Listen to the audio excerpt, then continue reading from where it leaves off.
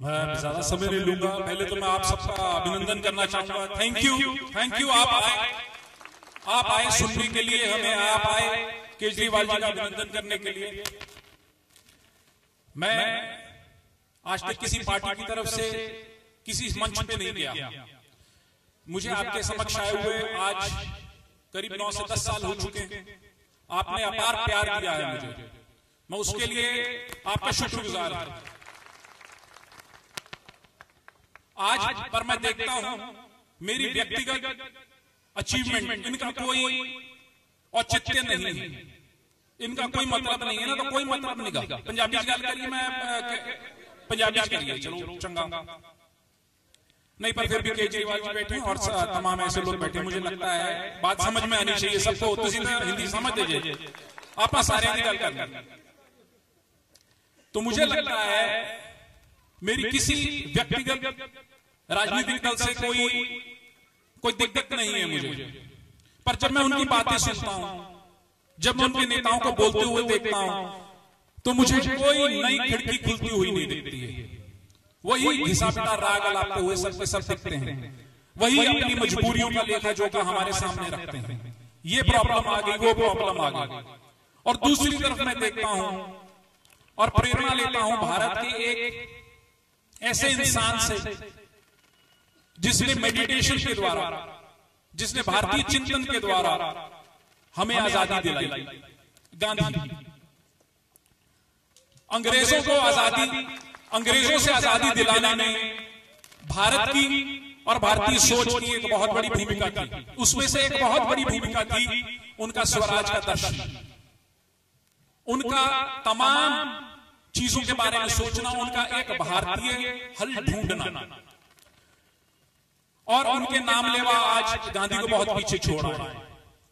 दूसरी ओर हमारे बीच एक ऐसे इंसान है जिनकी ट्रेनिंग ही एक ब्यूरोक्रेट के जरिए हुई थी, जो आराम से ठाठ से सीटी बजाते हुए हम सब पे राज कर सकते थे, और उन्होंने मेरा छोड़ के आज हमारे साथ गलियों में घूम रहे हैं।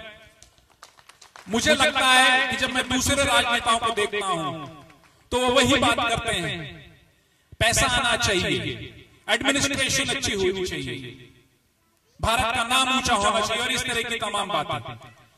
जब मैं केजरीवाल जी को सुनता हूं तो इनके पास मुझे कुछ विचार मिलता है, कुछ तत्व मिलता है। ये कहते हैं हम सीधा प्रजातंत्र लाएं, आपकी और मेरी भागीदारी हो, हमारी तकलीफों को दूर करने में। हम ऐसा नहीं कि हम अपने प्रतिनिधि की ओर उसी का मुंह ताकते रहें, हम खुद अपने हाथों से अपनी तकदीर बदलने का दम रखें। ऐसा साहस, ऐसी हिम्मत हमें और कोई राजनेता नहीं बनवा रहा। ये कहते हैं, इनसे मैंने बहुत धीर गंभीर बात की, इनकी बातें सुनता हूं तो मुझे लगता है कि उम्मीद बंध सकती है, आने वाली पीढ़ी को उम्मीद बंध सकती है। बाकी दूसरी दो पार्टियां हैं या अनेकों पार्टियां हैं, ये टेढ़ी मेढ़ी उल्टी सीधी बात करके आपको मेरे को आपसे तोड़ना चाहते हैं। ये हमें जोड़ना चाहते हैं। ये चाहते हैं कि हम अपनी तकलीफें खुद दूर कर सकें।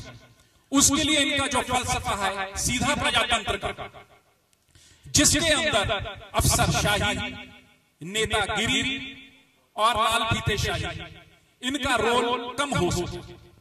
हम अपने इलाके को अगर स्विट्जरलैंड बनाना चाहते हैं तो ये हमारे हाथ में हो।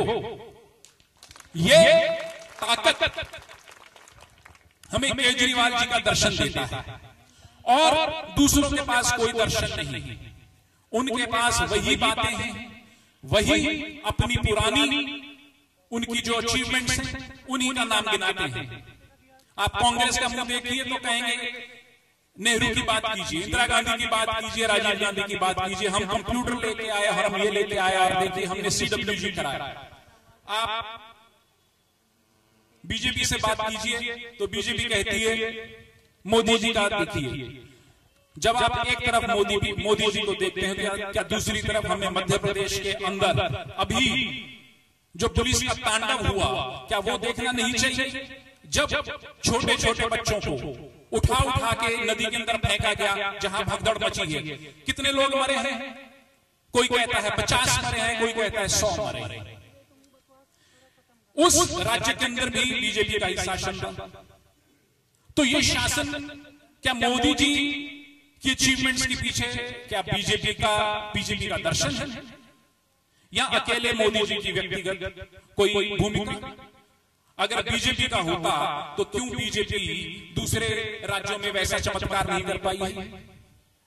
हम एक कल्ट ऑफ पर्सनैलिटी की तरफ मत देखें, हम उसको देखें। मेरी आपसे यही गुजारिश है, हम ऐसे व्यक्तियों की ओर देखें, ऐसे दर्शन की ओर देखें जो हमें ताकतवर बनाता हो, जो हमारे हाथों में जो हमसे छीन ली गई थी 1947 को। हमें हमारा भारत बना ही इस आधार पर था कि आप और हम सब फेडरेशन होंगे, हमारे सबके पास अपने अधिकार होंगे, हम अपने इलाकों में तमाम अपने लिए सुधार कर पाएंगे। डिफेंस और फॉरेन पॉलिसी किसी और के पास होगी। पर आप देखते हैं कि किस तरह का अंग्रेज चले गए, पर भूरे अंग्रेज यहां छोड़ गए, और वो भूरे अंग्रेज जो है आज तक हम पे राज कर रहे हैं। हमारे केजरीवाल जी एक ऐसी आवाज है पिछले 60 साल में जो हमें फिर से खड़ा करना चाहते हैं, जो कहते हैं नहीं,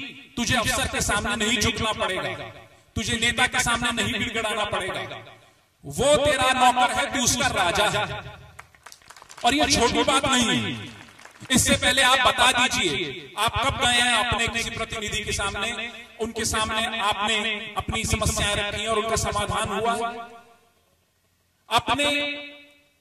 अपने इस अधिकार से अकड़ाए फिरते हैं। मेरे इलाके में, मेरे खुद के घर के अंदर खराब पानी आता है, आज भी आता है, गटर का पानी आता है, काले रंग का पानी आता है। मैं दिल्ली जल बोर्ड को लिख चुका हूं, मैं पोल्यूशन बोर्ड को लिख चुका हूं, मैं अपने इलाके के एमएलए को मिल चुका हूं, कोई समाधान नहीं हुआ। हमारे इलाके में कम से कम नहीं तो 15 बच्चे जो हैं सांस की बीमारियों से या पानी की बीमारियों से पीड़ित हैं, कोई इलाज नहीं। आप जब जाएंगे इनके सामने ये समझेंगे आपको गड़गड़ाना चाहिए। ये एक ऐसे राजनेता है, ये एक ऐसी पार्टी है जो नहीं चाहती आप गिड़गड़ाएं, जो चाहते हैं आप अपना अधिकार मांगे। ये आपको अपना अधिकार मांगने से रोकते नहीं हैं, ये आपको इनकरेज करते हैं। ये चाहते हैं हम राजा बने, दूसरे चाहते हैं हम नौकर रहे। ये एक सबसे बड़ा फर्क है। मेरी आप सबसे यही दरख्वास्त है, ये फर्क मत भूलिएगा। आप राजा बनना चाहते हैं या नौकर बनना चाहते हैं, ये आपके हाथ में है। और ज्यादा समय नहीं लूंगा मैं आपका।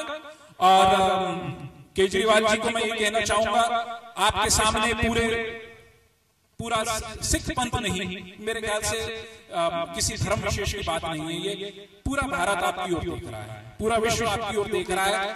पूरी दुनिया के अंदर इस तरह की सीधे प्रजातंत्र को लाने वाली बहुत सारी मूवमेंट्स नहीं है।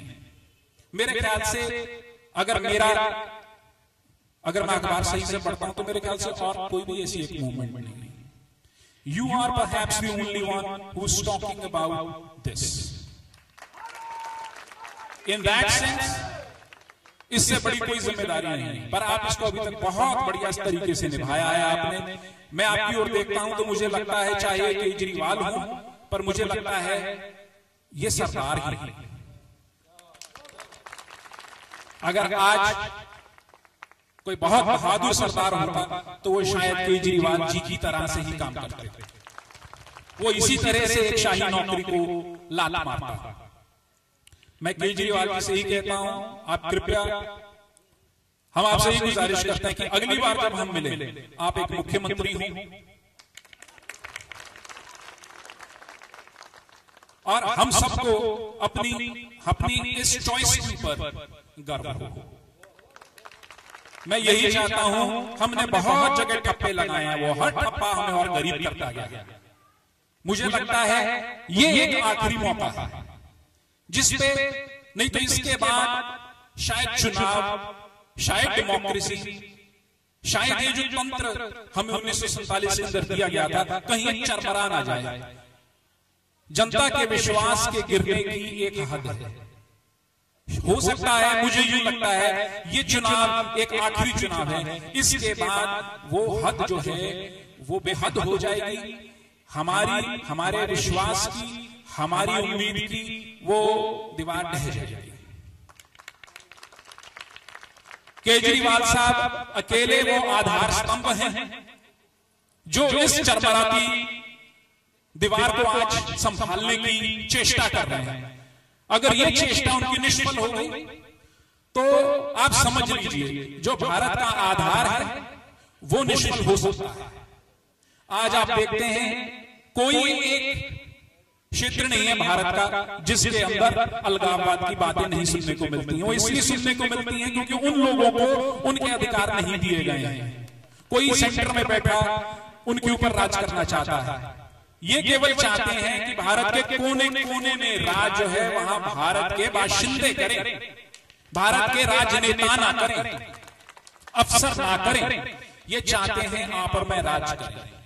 मुझे लगता है ये गुरु गोविंद सिंह की, ये नानक की, ये पतंजलि की, ये बुद्ध की, ये इन महावीर के, ये इन सब के दर्शन की एक पराकाष्ठा है।